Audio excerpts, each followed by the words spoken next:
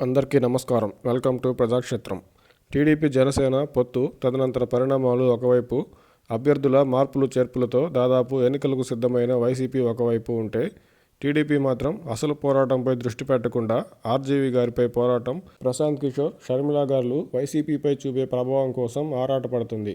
TDP అనుకూల media, social మీడియాలలో గత వారం రోజులుగా ప్రశాంత్ కిషోర్ గారి టీడీపీ ఒప్పందంపై, షర్మిల గారి ఏపీ రాజకీయాల ఎంట్రీపై పలు రకాలుగా వీటిపైనే ప్రధానంగా చర్చలు జరుపుతుంది.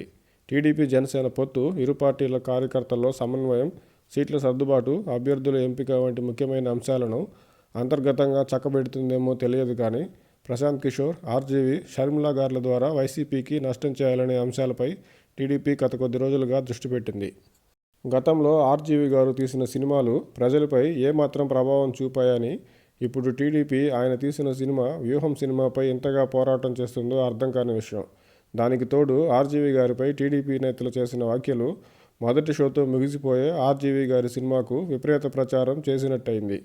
షర్మిల గారి విషయానికి వస్తే, టీడీపీ ఆరాటం చూస్తుంటే షర్మిల గారు నేరుగా టీడీపీలో చేరుతున్నట్లే ఉంది.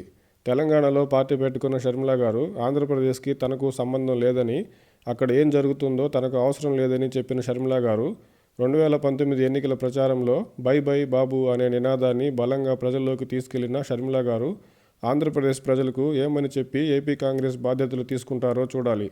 తెలంగాణలో కుదరక ఇప్పుడు ఏపీ కాంగ్రెస్ బాధ్యతలు చేపట్టిన కాంగ్రెస్ పార్టీపై ప్రజల్లో ఉండే ఆగ్రహం దృష్ట్యా ఇప్పటికప్పుడు రాష్ట్ర వ్యాప్తంగా షర్మిల గారు పెద్దగా ప్రభావం చూపే అవకాశం లేదు.